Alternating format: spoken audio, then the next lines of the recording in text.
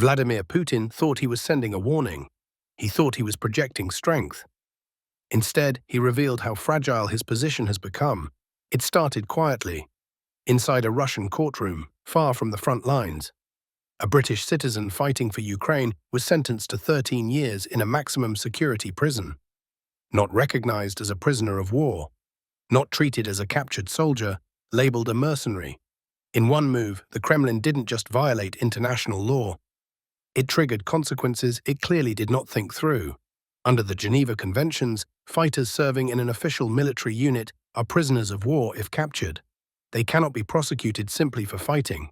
Russia signed those conventions. Russia claims to respect them.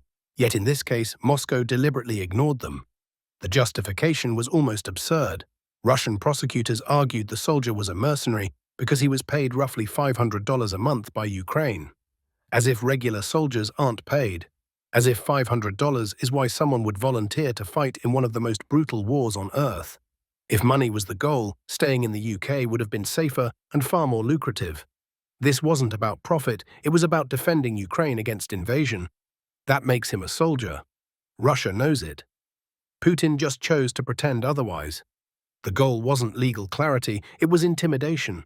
The Kremlin wanted to humiliate Britain, to warn foreign volunteers, to show that Russia decides who is protected by law and who is not. What Putin forgot is that precedents don't stop where you want them to stop. They spread, and this one hit Russia where it hurts most. Manpower. Russia is running out of soldiers, not in theory, in reality. Casualties have hollowed out units. Mobilization has driven men into hiding or out of the country.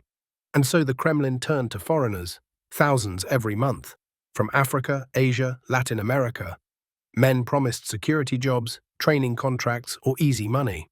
Many are deceived. They arrive in Russia thinking they'll never see combat.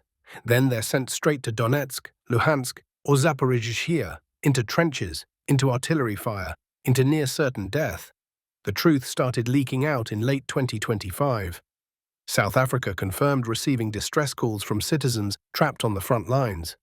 Men who thought they were signing contracts for guard work suddenly found themselves under fire. At least 16 South Africans were confirmed to have been pulled into combat this way. Kenya reported more than 200 citizens involved in the war. Ukraine estimates more than 1,400 Africans have been recruited on both sides. One Kenyan recruit, David Kaloba, was killed shortly after signing a Russian military contract. His mother didn't get an official notice.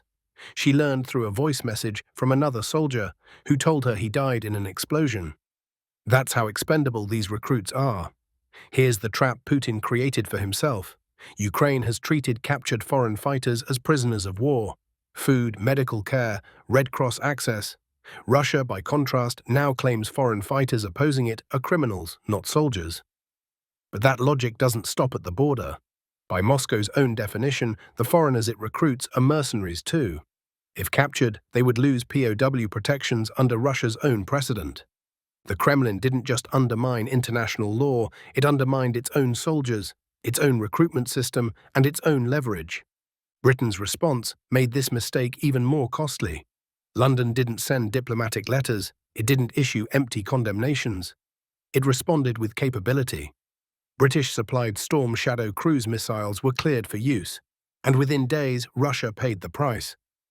On Christmas, explosions tore through one of southern Russia's most important oil refineries. Videos filmed by Russian civilians showed massive fires and multiple impacts. Ukrainian officials later confirmed the strike used British cruise missiles. At least 2 missiles penetrated Russian air defenses and struck the facility directly. This refinery supplies diesel fuel and aviation kerosene to the Russian military. After the strike, Russian media quietly admitted the refinery was offline. No denial, no bravado, just silence and damage reports. The same day, Ukrainian forces struck the Orenburg gas processing plant, once the largest gas complex in Russia. Located roughly 800 kilometers from Ukraine's border, it had long been considered safely out of reach. It wasn't. The plant plays a crucial role in both Russia's economy and its military fuel supply. Ukrainian drones have targeted it repeatedly, and each hit chips away at Russia's ability to sustain the war. In that same coordinated wave, Ukrainian drones ignited oil storage tanks at the port of Temryuk on the Sea of Azov. The fire spread across thousands of square meters. No casualties were reported, but the damage was strategic. This facility feeds fuel routes toward Crimea. It has been hit before, and it keeps getting hit because it matters. These attacks aren't random. They're part of a sustained campaign against Russia's energy backbone. In 2025 alone, Ukrainian forces struck Russian oil refineries and fuel depots at least 142 times. That's a 51% increase compared to 2024. Even more alarming for Moscow is the success rate. Around 82% of those strikes reached their targets. That number raises an uncomfortable question. Where are Russia's air defenses? The systems Putin brags about, the ones shown in parades. They're not protecting refineries, they're not protecting depots, they're not protecting logistics. They're protecting palaces, bunkers, and symbols. Unable to stop the damage, Putin reverted to fear, nuclear fear. On Christmas, Russian Tu-95 strategic bombers flew over the Norwegian Sea in a highly visible show of force, escorted by fighter jets. The message was obvious. A reminder of nuclear capability. A warning aimed at Britain. NATO responded immediately, scrambling its own aircraft to intercept and shadow the bombers. Russia claimed it was a routine exercise. No one believed it. This was nuclear saber-rattling, designed to scare the British public into pulling back support for Ukraine. It failed. While Russia was threatening the world, Ukraine was preparing the next strike. On December 26th, Ukrainian unmanned systems hit multiple Russian military targets in occupied territory. A command post belonging to a Russian brigade in the Donetsk region was completely destroyed. Footage showed the site reduced to rubble. A storage and repair base was wiped out. A radar station in Crimea was destroyed. Deployment sites for fast assault boats were hit. It wasn't symbolic, it was operational damage. What makes this even more revealing is the context.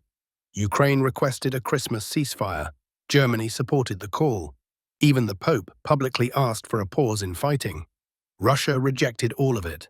Moscow claimed it wanted long-term peace, so a temporary ceasefire made no sense. At the same time, the Kremlin continues to claim it is defending Christian and Western values.